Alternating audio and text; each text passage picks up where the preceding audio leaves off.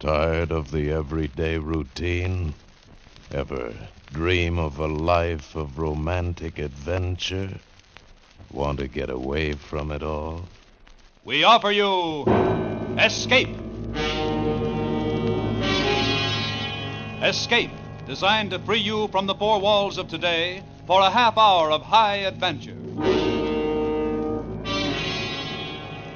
Tonight, we escape with the pilot of an experimental jet rocket aircraft, about to be hurled 40 miles out from the Earth's surface into the limitless boundaries of space, where he receives the most terrible warning in the history of man, from which there is no escape, as Graham Dorr tells it in his thrilling and widely discussed story, The Outer Limit, starring Frank Lovejoy.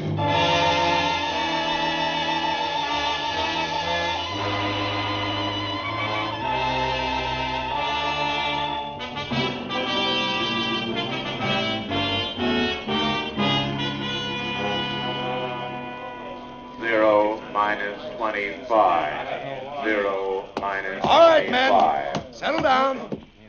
Settle down, men. Okay, Colonel. Yes, sir. All of you will want to know why we took you out of whatever warm beds you were in. We got a reason. The RJX-1. Yeah, that's right. The RJX-1. The top secret experimental rocket jet aircraft. We've been babying it, nursing it, staying up nights with it for 16 months now. This morning, Major Westfall is going to wean it. Bill is going to take her out and beat her up to death. I can't impress upon you men how extraordinary this flight is. It's an 8-rocket ship. 8 rockets. That's what I said, 8 rockets. 8 rockets designed to take man into areas of space that have never been explored before. And at a rate of speed to which no pilot has yet been subjected. Some of you men have already flown many times the speed of sound, so I don't have to tell you very much. Joe? Yes, Colonel? You'll lead the F-86s. You and the other 3 jet boys will be Bill's chase planes. We want observation at 35,000 feet. Yes, sir. Okay, here's how it plays. Pull the curtains on the map, will you, Sergeant? Yes, sir. You see it circled here, your rendezvous point. We designate it Point X. It's roughly over Boulder Dam. 0 hour is 0900. Joe, you and your jets will take off at 0 minus 15. You got that? Yes, sir. You F-86s will make conventional climbs to 30,000 feet.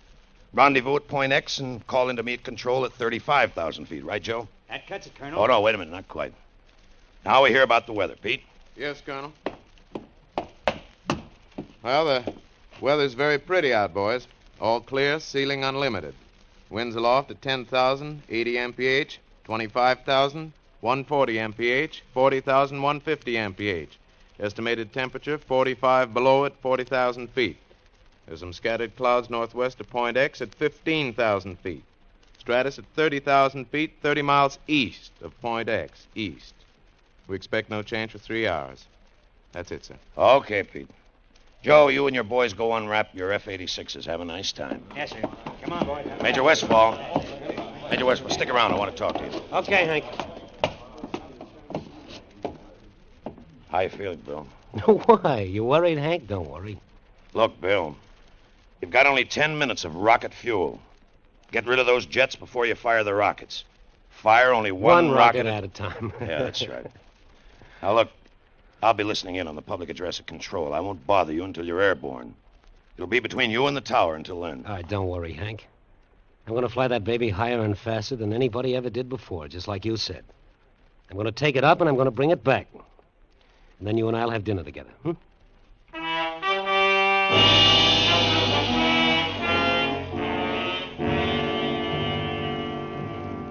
0 minus 3. 0 minus... Good morning, Colonel. Mr. Hargrove, you'll be here at the control with me? It's all right with you, Colonel. I wouldn't have it any other way. You've checked the communications equipment, Sergeant? Oh, yes, sir. Major Westfall's been assigned a special radio frequency of 3970. Good. You'll take care of it, Sergeant. We don't want it to poop out or anything like that, do we? Yes, sir. No, sir. Hargrove, I got a thing on my mind. That boy on the plane you geniuses designed, he's my best boy. It's our best plane, Colonel. It better be. Now it's your turn. What do you got on your mind? Everything's in proper order, Colonel. Recording equipment, the television cameras in the cockpit, everything. Every known scientific device, even some unknown. They've been very We're talking about a man, Hargrove. That's all I really want to get back out of this. What about the man? There may be one difficulty. Tell me about it. I'd like to know. The takeoff, with all that load. The jets, the rockets, all at maximum fuel capacity. It's never been tested that way before. Go on, Mr. Hargrove. Well, it's just that Major Westfall has only 6,000 feet to get his ship airborne. If he accelerates from 0 to 160 miles per hour in 6,000 feet, he should be airborne in 7 seconds. 7 seconds, that makes 0 plus G. Yes, Colonel. Beyond 0 plus G, well, beyond that, we don't know. We just don't know. Thanks. Thanks for everything, Mr. Hargrove. Sergeant, Yes, sir. flip your switch on Major Westfall. I hear he's got a swell program. Flip them all, will you, Sergeant? Yes, sir. RJX1 to tower. Any change in weather? Tower to RJX1. Barometer reading 29.7. Set your altimeter accordingly. Roger. Wind 15 miles from south. Take off runway 27. Runway 27. Got it. 0 minus 130. 0 RJX1 to control. 130. Over. Control to RJX1, go ahead. This is just for you, Hank. Cabin pressure, okay. Oxygen pressure, okay. All right. Get off the dime, kid. Take a pill, Hank. You'll need it to settle your stomach. 0 minus 1. 0 RJX1 to minus crew 1. chief, over. Crew chief to RJX1. Go ahead. I'm ready to fire. Hold it. Okay. All set to fire. Clear? Clear. Starting right, jet. Starting left, jet. 0 minus 30 Tower to seconds. RJX1. 0 Over. minus 30 seconds. RJX1 to tower, go ahead. Western Airlines Convair reported over Ventura. Got it. Eastbound Constellation at 17,000 over Salt Lake. Roger. Western Airlines DC-4 on Base Lake at 1,000 over Burbank. The rest of the air is yours. Thank you so much. 0 minus 10. RJX1 to tower. Ready for 8, takeoff. Tower to 7, RJX1. 6, Clear for takeoff. 5, Good luck, Bill. 4, 3, 2, 1, 0. He's rolling. 0 plus He's rolling. B, C, D, E, Bill, F, lift it. G, Lift it. H. Lift it, Billy. He made it. Bill made it, Mr. Hargrove.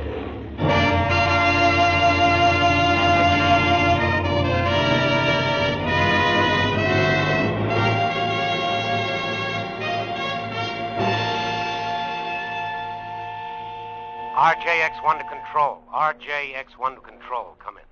Control to RJX1, go ahead. Everything's great, Hank. It's a doll, baby. Hey, you must have been kidding with that takeoff, weren't you?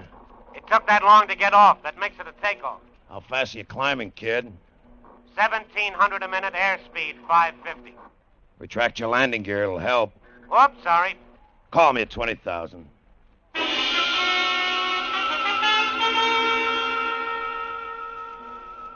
Heading is 87. Everything is real good. Come in, Hank.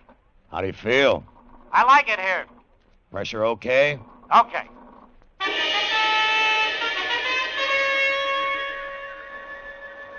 F-86 leader to control. F-86 to control. Come in. Control to F-86 leader, go ahead. F-86 observing RJX-1.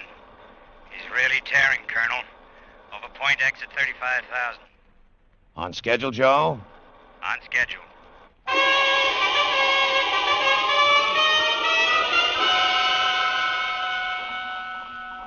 RJX1 to control. RJX1 to control. Come in. Control to RJX1, go ahead, Bill. 40,000 feet, Hank. Still a down, baby? Still is. Ready to pressurize. Can you hear me okay, Hank? Coming in fine. Pressurized. Ready to prime rocket system in 5 seconds. Primed. Dropping right jet. Dropping left jet. All clear. Good luck, Bill. Firing number 1 rocket. Fired. Oh! Taken back. Firing number 2, rocket. Fired. Hey, honey! Okay, Bill, what is it? Bill! Bill, are you receiving me? Control to RJX-1. Come in. Come in, RJX-1. Hello, Bill. Come in. Control to F-86 leader. Control to F-86 leader. Come in. F-86 leader to control. Go ahead. What about it, Joe? F-86 observing RJX-1. RJX-1 at approximately 60,000 feet, maintaining a heading of north-northwest. I can barely make him, Colonel. Try calling. Okay. F-86 leader to RJX-1. F-86 to RJX-1, come in. Come in, RJX-1, come in. Mr. Hargrove. F-86 to RJX-1. Share it with me, Mr. Hargrove. F-86 to Sit RJX-1, here and run your come fingers in. through your hair and Come in, RJX-1. wait and think about it and share it with me. F-86 to RJX-1. F-86 leader to control. F-86 leader to control, come in. Go ahead, F-86 leader. We've lost him, Colonel. Stay up there, Joe, for as long as you can. What do we do now, Colonel? I just told you, Mr. Hargrove. We wait. You and me, we wait. We've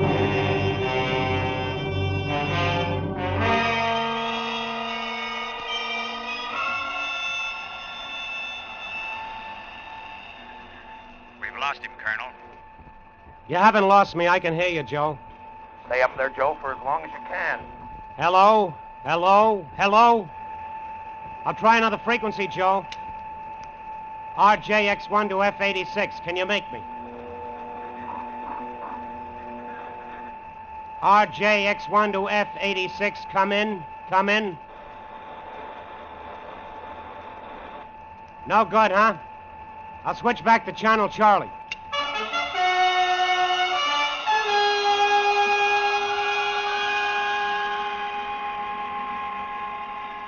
I still can't get you, Joe. I'll keep sending. Firing number 8 rocket. Fired. Oh, brother! Oh, brother! RJX-1 to all you ships at sea, to all you people anywhere. This is Bill Westfall approaching 210,000 feet. That's 40 miles straight up in the air, all you people, and that's where I am. You never saw anything like it. No clouds. A color no one ever named before. And silence. 8 rockets roaring at my tail, and I can't hear them. Their sound will never reach me at 1,800 miles an hour. Silence so complete that the ticking of the clock on my instrument panel is a hammer in my brain. Silence. Otherwise, nothing. Nothing except... No, nothing at all. Wait a minute. Yes, there is something all right at 2 o'clock high. Oh, that's really something, brother. Maybe a flying disc, and this is a big one. Spinning like a top, and it's coming toward me. Can you hear me? Can you hear me? Listen. Something has just happened. Something, a missile, a shot, maybe, through the canopy. My pressure is going down. Something is happening to me. This disc thing, it's like a magnet. I'm being pulled toward it. I've lost control of my ship. I've no control. I'm going through decompression. I'm on the verge of unconsciousness. I'm blacking out. I'm black. Can you hear?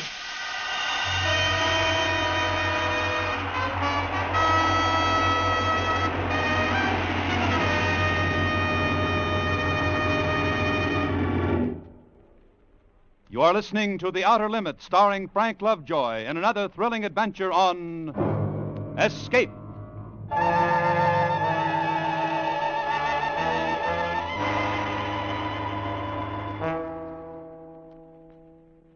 He had only 10 minutes fuel. He's 3 hours overdue. Well, that's that, Colonel. But wait some more, Mr. Hargrove. There's no point to it. May I make a suggestion, Colonel? What? Give it up.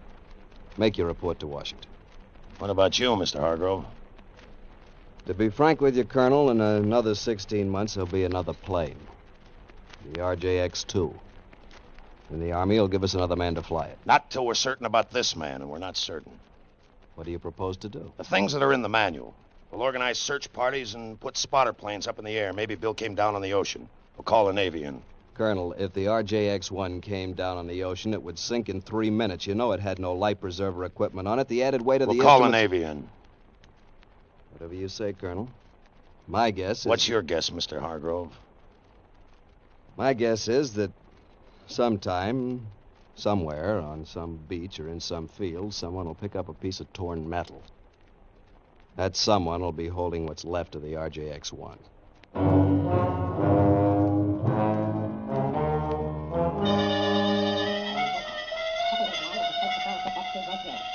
aboard that ship now. Am I getting through to you? Can you understand me? But there is no manifestation that we're in communication with him, sir. Yes, sir. I am Zeglon. You're aboard the Space Patrol ship S2J3. Am I in communication with you? Can you understand me? Are we in contact? Can you understand now what I am saying to you? Yes. Yes, I can understand you. Earthman, your brain is in turmoil, is it not? It has great difficulty in accepting what you see. Yeah. Yes, that's right. Accepted. What you see here exists. All this? This exists? It exists, Earthman. The spaceship you're on exists. Those jet dynamos you see before you exist. Jet dynamos driven by the harnessed power of 1,000 suns. Listen, Earthman. Listen to them.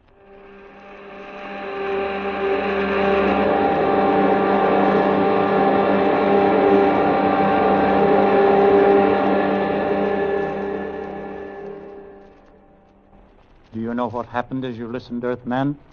We have flung ourselves 10,000 miles into space.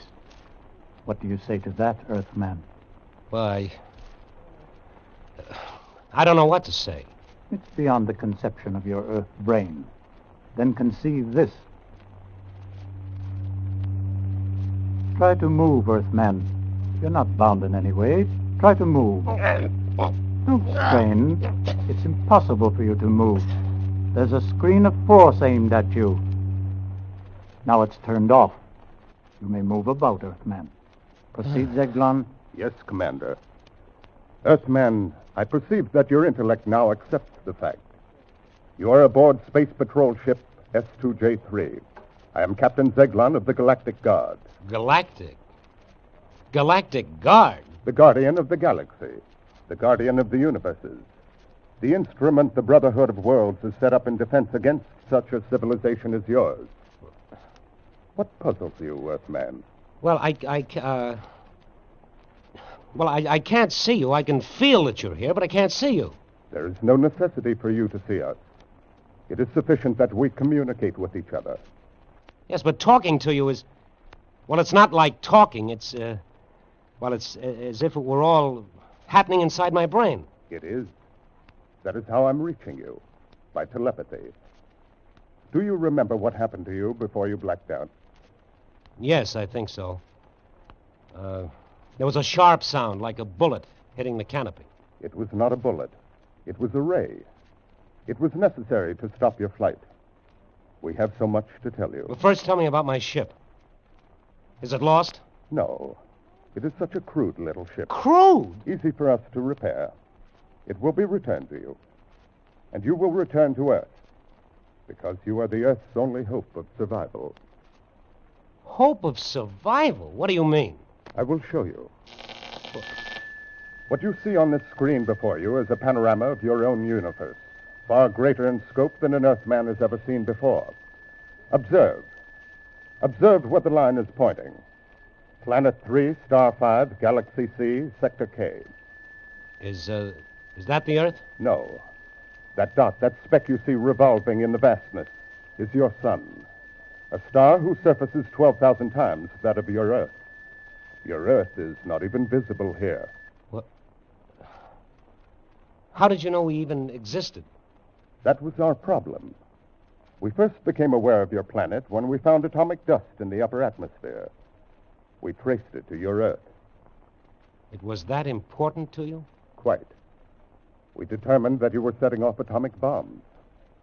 That's why the Galactic Council has quarantined you. Quarantined? I don't understand. How? How are we quarantined? We have sealed off your planet from the rest of space. But we have surrounded it with a force screen. When that screen has accumulated enough particles of atomic dust, your Earth will explode. Your civilization, you, all life will disappear forever. Listen to me, Earthman. Listen. We've had our own wars, wars that almost destroyed our civilization. But we have finally outlawed war throughout space, including Earth. Now listen carefully, Earthman. If you continue to make atom bombs and hydrogen bombs, each many times more powerful than the last, and if you start making war with them, exploding them, it would upset the balance of the entire universe, throw all space into chaos. This, of course, we cannot allow. And the force screen with which we have surrounded the Earth will prevent it by exploding the Earth itself. Remember then, Earthman, if you start an atomic war, the Earth will at once be completely destroyed. Warn them, Earthman. Release him, Zegdon. Yes, Commander. Earthman, you will rise from your seat and open that door. Descend those stairs, Earthman. You will now enter the chamber to your left. There's your ship. Get into it, Earthman. Are you ready? Yes, I'm ready. While we were communicating, the patrol ship has returned to where we picked you up. And now you will be propelled toward Earth. Close your canopy. Open aperture. Warn them, Earthmen! Warn them! Fire!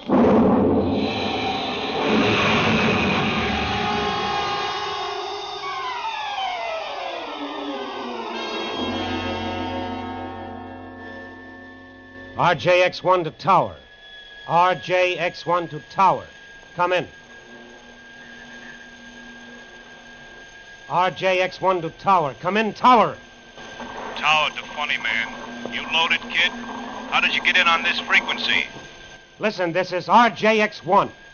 RJX-1 coming in for landing. Give me landing instructions. Tower to Funny Man. Impossible that you're RJX-1. He's 10 hours overdue. Get away from the area. Area cleared for bomber practice approaches. This is Major Westfall and RJX-1. Come on, kid, give me landing instructions. I have no fuel. I'm gliding. What? Hey! Hey, yeah, I see you now, Major. Wait a minute. I'll restrict the area. Okay, RJX-1. Go ahead. Approximately 6 miles north of field. Clear area for 10 miles. Being cleared. What's your altitude? 10,000. Estimate 6 minutes to land. Tower to RJX-1. You are cleared to land. Runway 9. Wind east-southeast 15. Roger. Coming down.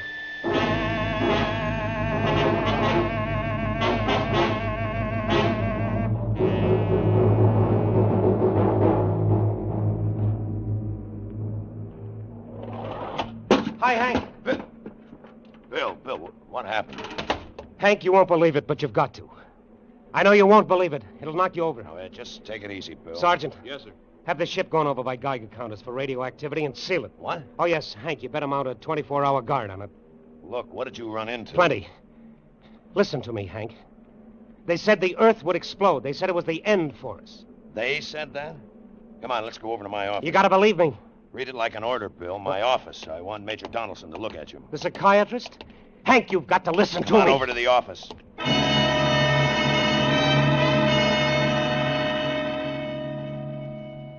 Well, that's the story, Major Donaldson. I see. Well, Hank, you believe it, don't you? Well, Major, what do you think? I'm not sure. Bill, these men from Mars. I didn't say they were from Mars. Did you hear me say anything about men from Mars? No, you didn't. All I'm trying to tell you is this. Whoever those people were, they knew all about us, everything. And they warned me.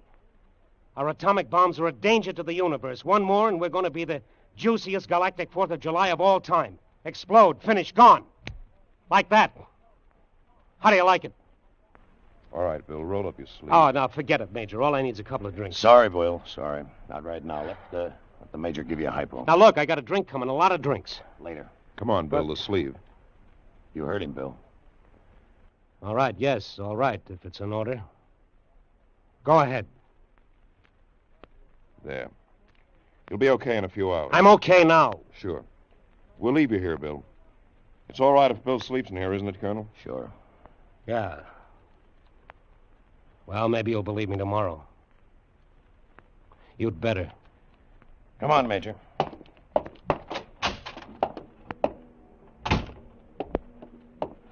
He'll be okay by himself, Major? He's been under a strain, but he'll sleep a long time. You better explain it to his wife somehow. I'll talk to him tomorrow. Tough. I've heard he's one of the best. He's the best. A combination of nerve and loyalty and lightning reflexes that comes once in 10 million times. What about it, Major? How does Bill look to you? I can't tell yet. Maybe a week, 6 months, 6 years. I'll need a whole lot of time with him before I can tell. I see. Well, we'd better get some sleep, too. All right. And don't worry, Colonel. He's a strong boy. Best nerves I've seen. I'd say things will be all right. Delusions like Bill's latched on to... Well, delusions like this... Major. Yes, Colonel? Major, when you make your charts for Bill, diagnose him and treat him and do all the things you have to, when you do that, Major, consider this. Yes? How did he keep that plane in the air for 10 hours? For 10 hours, Major, when he had fuel to last him only 10 minutes.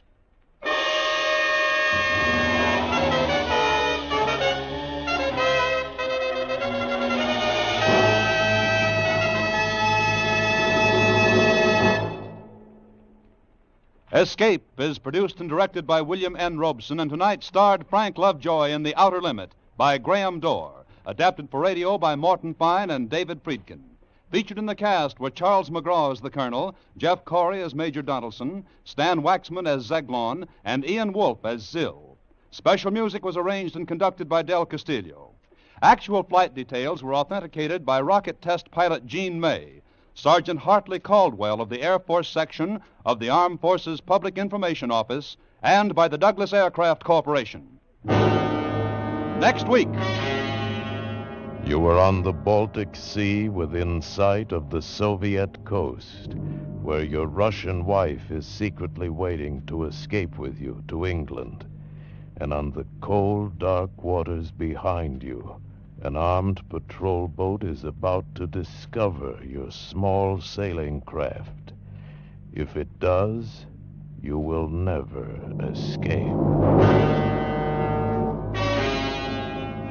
Next week, we escape with Roger Bax's thrilling and timely tale of a man and woman who dared to defy an entire government in order to be together. 2 if by sea. Goodbye, then, until this same time next week, when once again we offer you Escape.